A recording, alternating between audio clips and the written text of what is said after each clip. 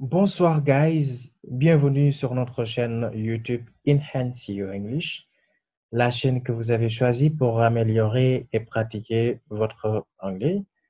Alors aujourd'hui, on va voir quelques erreurs fréquentes que l'on commet souvent en anglais. Ce sont des erreurs qui parfois peuvent nous coûter très cher à l'oral comme à l'écrit. Alors là, nous avons donc trois éléments qu'il faut vraiment éviter, d'accord? Ne vous en faites pas, on va revenir donc sur chaque point. Là, nous avons la traduction littérale, les faux amis ou encore les anglicismes. Je m'appelle Adam Alay, je suis l'initiateur de cette chaîne YouTube. Abonnez-vous si ce n'est pas encore fait et surtout n'oubliez pas d'activer la cloche de notification pour ne pas rater nos prochaines vidéos. Alors, donc comme je le disais tout à l'heure, là nous avons la traduction littérale. C'est quoi une traduction littérale? Cela consiste à traduire mot à mot le texte original. Alors, souvent, pourquoi on utilise ce procédé? Parce que nous avons tout le temps tendance à penser notre phrase d'abord en français et de vouloir ensuite la traduire en anglais, ce qui est tout à fait normal. Or, si nous le faisons, nous risquons carrément de passer à côté. Pourquoi j'ai dit ça? Regardons les phrases suivantes. Alors, la phrase numéro 1, j'ai 19 ans. J'ai 19 ans. Là, nous sommes d'accord que nous avons utilisé l'auxiliaire avoir. D'accord, en français. Donc, normalement, on devrait utiliser ce même auxiliaire-là en français. Donc, pour dire I have. Et pourtant, c'est faux. On ne dit jamais I have 19 years old. D'accord?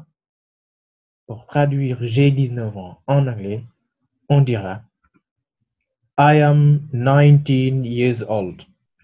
I am 19 years old. Donc, regardez. En français, nous avons utilisé l'auxiliaire avoir. Normalement, on devrait utiliser l'auxiliaire to have. Mais pourtant, c'est incorrect. Donc, si vous traduisez mot à mot le texte original, vous risquez carrément de passer à côté. Donc, évitez autant que possible de traduire littéralement votre phrase. D'accord? Deuxième exemple maintenant. Je suis d'accord. Je suis d'accord. Donc là, nous avons je suis, l'auxiliaire être en français. Donc, normalement, on devrait dire I am agree. I am agree. Ce qui est tout à fait faux. On dit jamais I am agree. Mais par contre, on dira I agree. D'accord? Parce que l'expression être d'accord, en anglais, c'est uniquement to agree. On n'a pas l'auxiliaire to be. C'est to agree, tout court.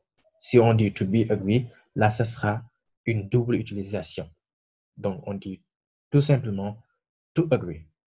Donc, je suis d'accord, on dira I agree et non pas I am agree. D'accord, guys? Bien. Passons maintenant aux faux amis. Alors, c'est quoi un faux ami? Donc, comme son nom l'indique, un faux ami, c'est quelqu'un qui s'est fait passer pour votre ami alors qu'il n'est pas. Donc, ça existe en français, ça existe également en anglais. Les faux amis, ce sont des mots qui ressemblent à des mots français, mais qui ont un sens totalement différent en anglais. On va voir ici quelques exemples. Nous avons le mot a figure. A figure. Lorsqu'on regarde ce mot-là, automatiquement, le premier mot qui nous vient à l'esprit, c'est une figure. Or, a figure ne signifie pas une figure. A figure, ça signifie un chiffre ou bien un schéma. Donc, évitez les faux amis. Faites très attention. Le deuxième mot maintenant, c'est un mot qui vient très souvent et qu'on a l'habitude de l'utiliser, c'est actually. Actually.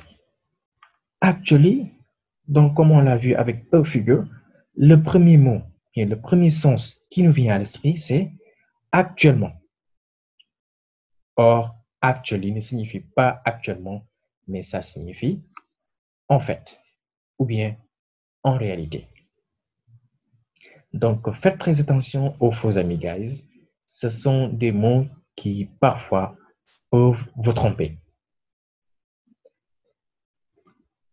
Les anglicismes maintenant. Alors, un anglicisme, c'est un emprunt fait à la langue anglaise pour exprimer quelque chose en français. C'est en fait une adaptation, une création. Mais faites attention parce que ces mots-là n'existent pas en anglais. Vous ne les verrez jamais en anglais. On a ici quelques exemples. Il fait son comeback. Lorsqu'on dit le comeback, ça veut dire son grand retour. Il fait son grand retour. Donc, lorsqu'on dit il fait son comeback, ça signifie il fait son grand retour. Mais le comeback n'existe pas en anglais. D'accord. Donc, faites attention. Deuxième exemple, nous avons suivez-nous en live. Lorsqu'on dit suivez-nous en live, ça signifie suivez-nous en direct. Par contre, l'expression en live n'existe pas en anglais. D'accord.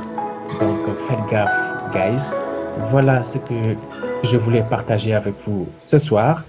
J'espère que vous avez bien pris note. On se donne rendez-vous samedi prochain pour une autre leçon sur notre chaîne. D'ici là, portez-vous bien et surtout, take care, guys. Bye bye.